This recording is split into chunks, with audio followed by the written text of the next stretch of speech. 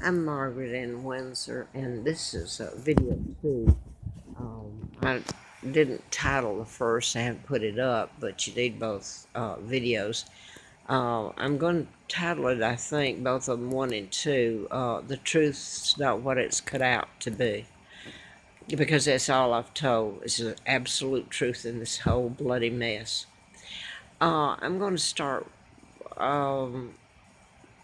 Well, I was kidnapped, and I put this up so many times on Facebook and YouTube, so you can follow it there. My father's Edward VIII, who was not married to Wallace Simpson. It was a takedown character assassination. He wouldn't go along with the Illuminati and follow their orders, so they took him out. And he was married, my father, to Claudia Ruth O'Keefe from Madison, Wisconsin, school teacher, sister to artist George O'Keefe. So this is how powerful they were. The history tells you my father abdicated to marry Wallace Simpson. He was married to my mom. And I did get to see my mom once when I came to Roanoke here, October of '86. And she and my father were still married. They were older. They were 40 and he was 45 when I was born. So they took down a king and made a laughingstock of him, made him out like you've made out, well, I'm not even going to say, like, that's how they took my father out. So they were powerful. Sir Winston Churchill burned the Windsor Files. I was born the Queen of England, Victoria II, the day I was born, the minute, in 1939. And I've shown photos where George VI helped. He did as the Illuminati wanted, so he helped take his brother out, and he helped kidnap me, the monarch, when I was born. And he's an illegal monarch. He and Elizabeth and Charles and now William and Kate. And they all know this, and Diana did too. They were told not to talk about it. They knew that my father was married to my mom. They knew about my kidnapping. They knew about the addendum when my father was forced to abdicate that made me monarch and would bring him back as power of attorney and my guardian. He never meant to leave. He opposed the Illuminati, and that's what happened to him. Cosmos Lang was the I'm up here at night and I'm smelling fumes that Archbishop of Canterbury, he knew it. So these were powerful. Winston Churchill, and I think the Prime Minister just prior, I can't remember his name right at the moment. But anyway, this was really a takedown of my dad. He wouldn't do as they said, so they got him. He had integrity. I couldn't find it anywhere else, there in researching it when I found out my name in '83. Now, Winston Churchill was close friends of Eisenhower, who was the general. You know, all those Brits that were killed during this war? The Americans were supposed to come in and be our friends and save us from the Germans. It's Americans we needed saved from. They came in when they took out my dad and put in illegal George VI, the illegal treaties that were signed, and they took over Great Britain, the UK, that allowed them to take over everything else in the world, and it's now the Rockefeller Plaza and the global government under the United Nations up in New York too, right there with where they have a big sign saying Rockefeller Plaza, NBC. I don't know about ABC and CBS. I think they're both there in Rockefeller Plaza. That's where your media is controlled. Now then, on the first tape, I didn't get to say this. I told part of it. I'm allergic to chemicals. I have an autoimmune disorder, and that's all that was ever wrong with me, other than my being beaten to a pulp. My life a living hell and being kidnapped by JFK was part of it. So I've told that part. His father was ambassador. And now if I talk too much, I'll be accused here of making noise at 1:30 at night. I showed the picture. This is the door outside is raining. It's open because the fumes were so bad in here. This is the few clothes I have.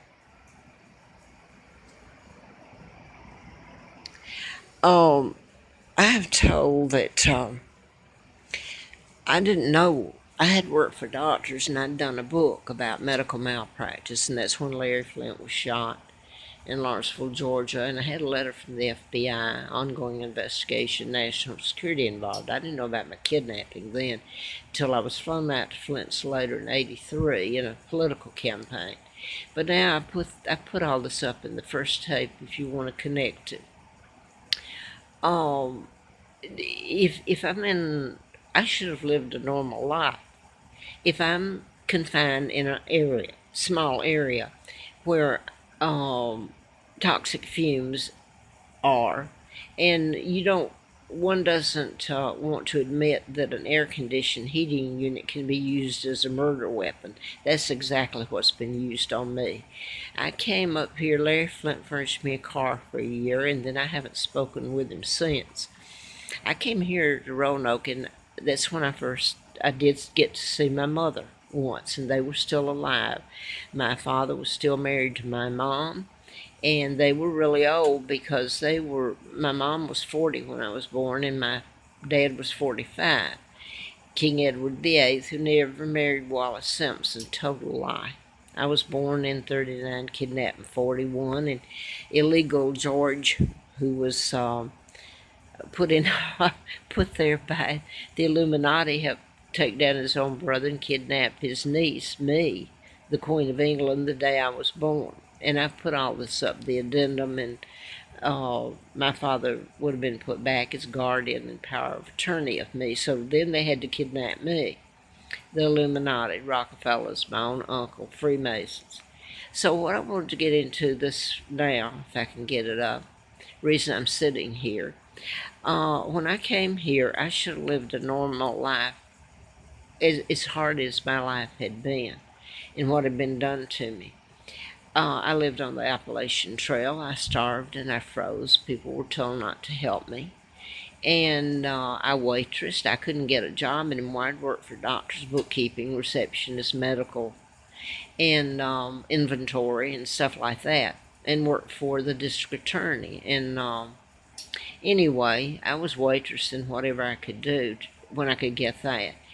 The point here is there's a group here, and I started putting it up on YouTube because of what you don't put the truth up if the people are powerful.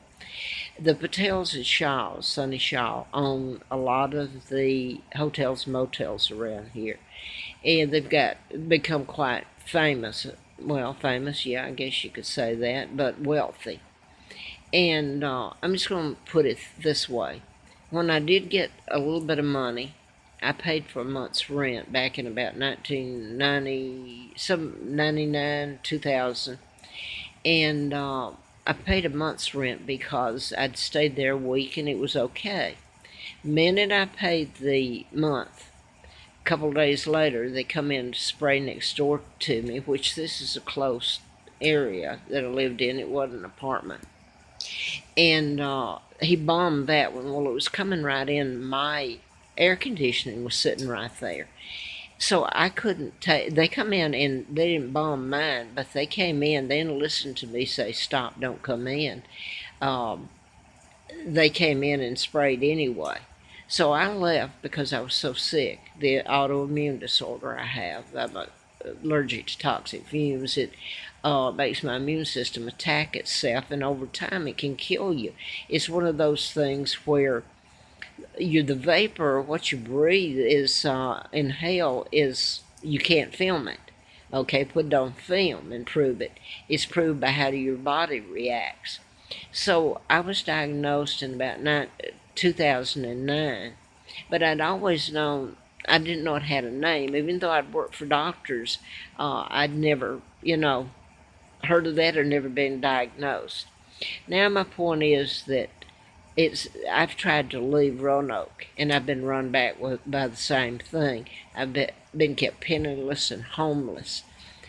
It started with me running. I was walking then. At least I could walk and live on the Appalachian Trail if it got too rough for me down here.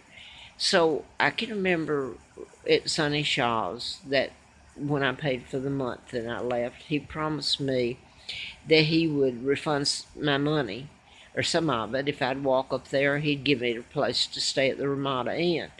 Needless to say, I walked about 10, 12 miles in the hot sun with my backpack on and my few belongings. Got up there. It was the same thing happened. And I'm going to say that the housekeeper had lived in that room before me. I was only able to stay there 2 nights, or one night, 2 nights. And when I came out that night, her and another lady and 2 men were there, and they said to me that they had gone to D.C. on my behalf. I didn't know them, but that it was so high powered, it went so high up that nobody was going to listen to them, so they couldn't help me. Anyway, I left his place. It was the same thing. I'm just running, bouncing back, and nobody wants to get involved because they're afraid. And that's exactly what somebody told me, that the state troopers, which probably have been the good guys in this, at least most of them, the Virginia state troopers. And I know that some of the police have, but I can't get an attorney. I can't get the mess stopped. I mean, I have lived in hell with every law broken that you can, that's conceivable, and done to my kids, and I don't know where they are, Mark and Scott, for years. But it's made me very sick over time. I'm subjected to it. I get to one place and I'm kept within this area. That happened to me when I've tried to leave, and I'd come back up here because I could tent. I can't do that even now because they come out there after me, and I have become like vertigo, having to smell it at night when I try to sleep and getting run. And I'm just going to quit here and say this. Over time, my body has deteriorated. Now then, like tonight, I went to get a few groceries and I came back and they're putting tar, I believe, up on one of the units over here. But they came in while I was gone, and this is typical. I have to get just a little food stamps, and that's it. I don't have the money to get groceries. And they came in when I was gone, and the few groceries I brought back I'm going to lose today, as I've done before, because I'm going to have to leave. And that's going to take a cab. That's going to take going and staying and getting run again. I can't even carry my luggage anymore. I'm so beaten from the fumes and the inflammation that my back, my bones, arthritis. And they think it's funny. I've been here since July, mid-July, except for 2.5 weeks, I believe, and tried to stay here, and they get a kick out of it, believe me. And when I started putting it up on video was when it got worse for me. It didn't help me. So tonight, or today, I know when I came back with the groceries and I came in, a lady helped me, and I knew that I had to leave. I went to sleep and I thought I was going to die. I was so sick. So they'd come in, and it's easy to do. I mean, you can either spray stuff on the carpet, or theirs is that it's turned on. But I put video up of the mold and mildew, and they've moved me within here. Rather than me running before, I wouldn't run like in the past, from motel to motel, which they own, most of them. Here, I've been run from room to room within a certain area.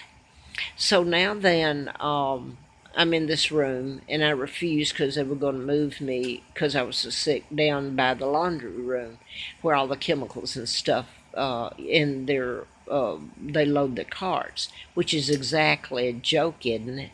Anyway, I'm in this room, and it was okay for a couple of nights, and then all hell broke loose.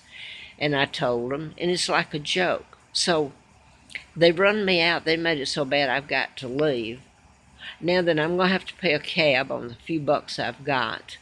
And I'm going out because I have, well, I'm not going to get into that. I don't want somebody to block that for a night or two. Then what am I going to do? They can come out in the forest if I try to get a tent again. I don't have one to live in because this last summer when I came in here, the end of August, because I couldn't pay the rent here because of what had happened prior, me being run back and forth, I went out to North Creek in Buchanan, where you pay for the forestry for living there. It's illegal to do what they did. They soaked my tent with chemicals. And they've got a host out there who was a part of it. He actually worked for the forestry, had a truck sitting there, a fancy mobile home. And I probably won't get through with this, but they had chemical trucks that parked right across the little creek right there by me, and they would come in at night, and I thought, what are they doing up in the national forest here? What are they spraying? Well, they turned it on at night. They even had one of them that would move back and forth and let me know he'd put his light on. And I got vertigo so sick I was throwing up. I couldn't move my head to get up. I finally came back here when I got my money and I came back here after 2 weeks.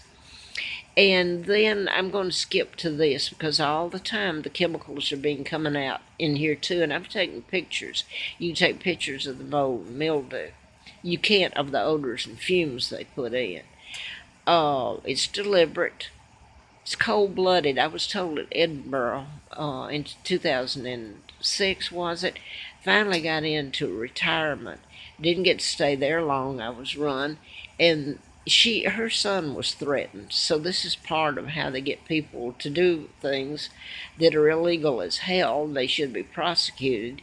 But anyway, she told, well, this is, okay, I knew that, but one of the patrons there, residents there, if you want to call it, Carol Rogers, Simon, her husband was a Jew psychiatrist out of Seattle. She told me that I was paying for what the crimes that were committed against the Jews that my family did. And she's talking about the chemicals, and she thought it was funny. You should see what it does to me, and it has to be really toxic and in a closed quarter. But over time, it's destroyed my life. And now then I sit here because I've done nothing wrong. And it's so hideous, you can't believe it would be done in plain sight. So I've shown you it's raining. I can't get into the room that I'm going to for a night. Then I don't know what I do. I can't get on the Greyhound bus to go where. So that's how tied down I've been. And I can be subject to like Anastasia was. She was the real Anastasia, and my cousin up in Charlottesville. And I'm not going to say anything else because I'm so afraid that they're going to come to my door, handcuff me, and do the same thing they did to her. That was really Anastasia, and she's dead. So that's all I can say. I'm afraid somebody here because I'm making video of what's happening to me. So I guess that's all I can say. These people are wealthy and they mean to keep it. Anyway, I guess I wish myself luck today because the few bucks I have that was going to pay the rent till the end of the month here, I'll spend now going out there getting a cab, have enough money, which is going to cost me, stay a few nights, and then what am I going to do? Get another cab to go where?